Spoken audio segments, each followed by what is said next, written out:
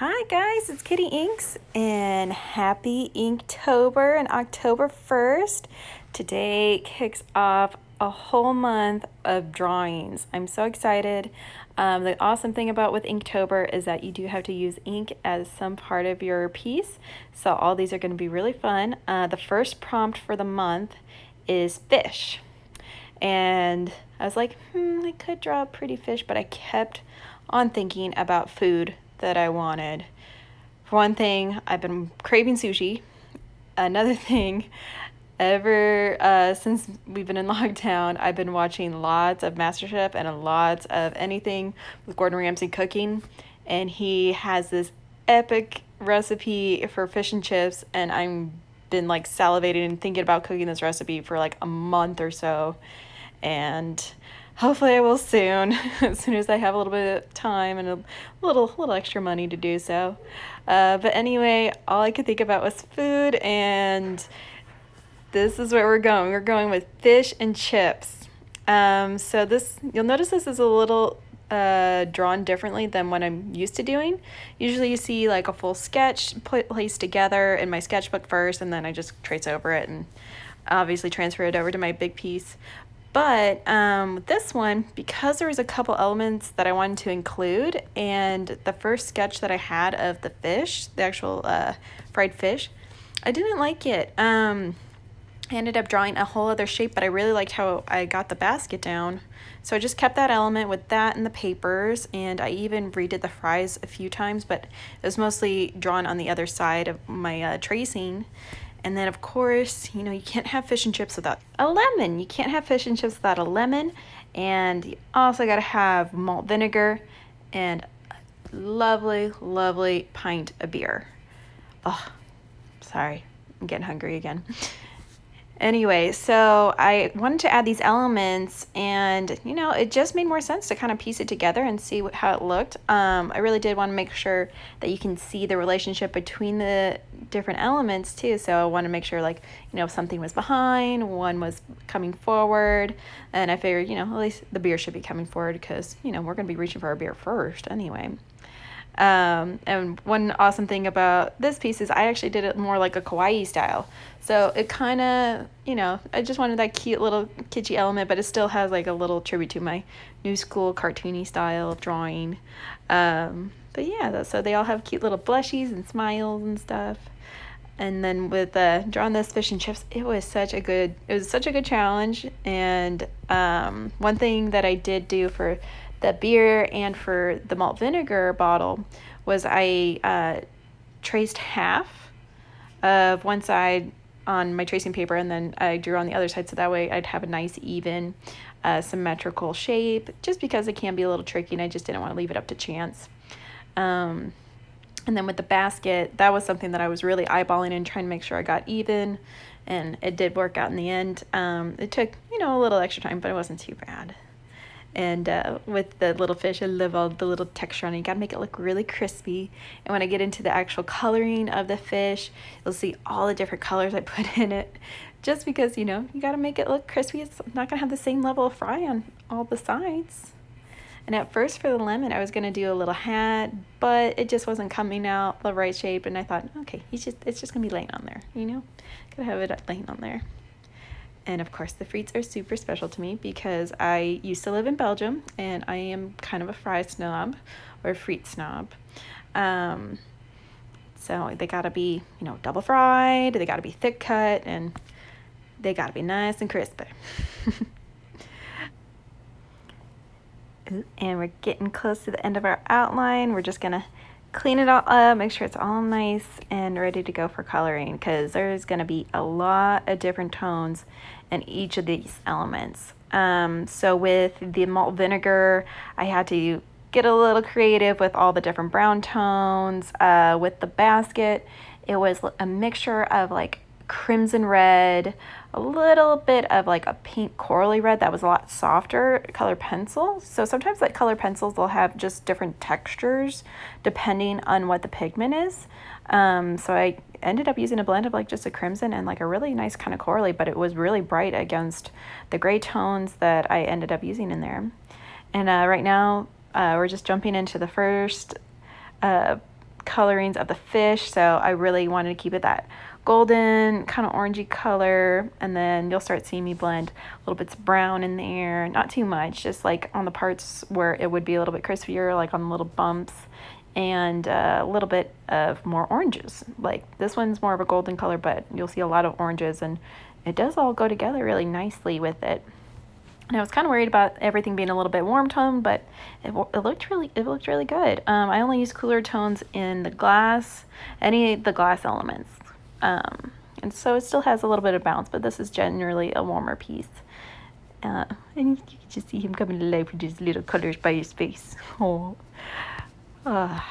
Anyway, so as we are continuing with the fries, I try to make sure the shapes are a little bit different and not so even, because there's no perfect cut for like chips and stuff. When you're getting like authentic frites or chips, it's not all going to be 100% uniform because potatoes are all different sizes. So I really want to make sure they're all a little bit different. And I did try to make sure that they were nice and crispy, so they had all those nice yellows, but they had a little bit of that golden ochre color, a little bit of the similar tone in the fish. And I was going to do newspaper for the actual paper part, but I think the piece had enough going on, so I just kept it nice and simple and gray. And I think that was all it needed. One thing that I did not include in this piece is background. I did that on purpose. For one thing, Inktober is a long process. I mean, I'm going to be drawing 31 drawings in 31 days, so I'm not going to have time to do a background for every single one. But the big thing was I saw how this was kind of pieced together, and I'm like, you know what, that'd be a really cool sticker. So I wanted to keep it kind of separated out like that so I could easily edit it and make it more of a die cut sticker in the end. And you'll be able to get this on Redbubble. So yeah, check out my Redbubble. It's Katie Inks. Just search people and you'll find Katie Space Inks, and you'll find this guy on there. But I thought this would just be a perfect, like, interesting die cut shape. And it'll kind of be one of those stickers that'll fit in like those weird spots on your water bottle. You're like, oh no, I have too many round stickers here or too big ones over here. But I think this one will be a nice, like, little skinny weird shaped one. But anyway, now I'm just working on those colors in the paper. And yes, like when you go to an authentic fish and chip shop, you will get your fish and your chips on newspaper. Usually they'll put it in a basket or a big plate, but it's gonna be on newspaper because you need it to absorb all those oils. So when I was living in Belgium, I actually never ate fish and chips there, but there was this really awesome fish and chip shop that was right next to my dad's barber. And my dad would go get his haircut, have a little whiskey, and then because they would give him a little whiskey while he was at his barber. And then right next door was a really awesome, like, authentic fish and chip shop. Even though it's like an English thing, Belgium was really good about having a lot of international foods. And the fish and chips looked pretty dang good. It just smelled so good. You could smell the vinegar. Ooh, good old vinegar. But I did have the chips there, so the chips were pretty on point. Now with the beer, I was facing challenges with the actual color, because for one thing, I didn't want the color to be the exact color of the fish, because the fish is like a quite light golden color, and that was kind of like closer to the color that I wanted for the beer.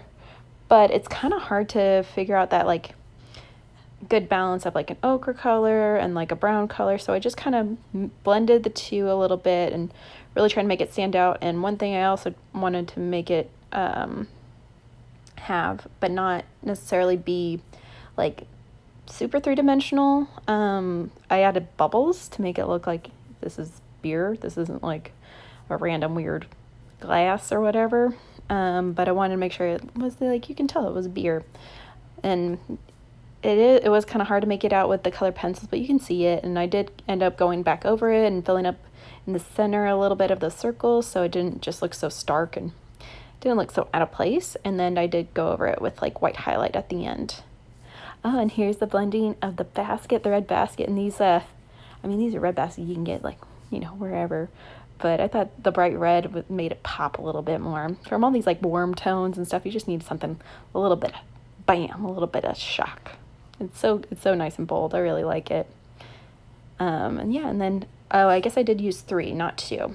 So I did use that like magenta or the corally red, and then I used a really, really dark, like, yeah, I guess magenta based red, but it was darker like burgundy, I guess. But it wasn't, I didn't use it too much. I used it a little bit like, to show the shadow behind the fries, and a little bit for the underside of the basket, just so you can see, what's supposed to be coming forward, what's supposed to be receding back.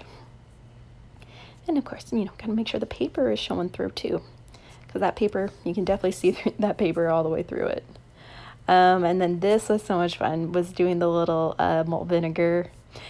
So I kind of used, I used the Kawaii like soy sauce bottle as a reference, but I changed the top of like the bottle to make it look and make it a little bit skinnier on the neck part, and then make the top like just a little bit fatter and kind of have the grooves.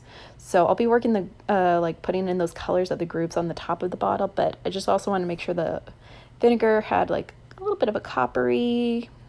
I did put a little bit of purple based browns in there, so you can see just a little differentiation of color, and give it a little bit of depth there. And of course, gotta save the label. I almost completely forgot to write that it was malt vinegar on there.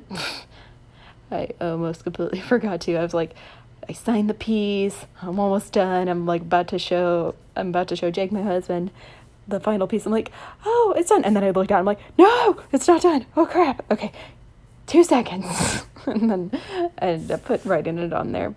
But otherwise, it's like, what? Like, if people don't know how to put malt vinegar on your fish and chips, they'll be like, huh, what the hell is that?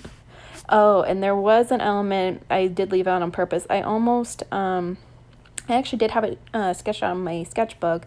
I was going to put the tartar sauce in there, but it was just one element, didn't need. But anyway, here is the first piece of Inktober. Be sure to keep following me on Instagram at Katie Inks so you can watch the rest of all the pieces. And this original is available on my Etsy store, and you can buy the prints on Redbubble. I'll see you on the next one, guys. Bye. Thanks for watching.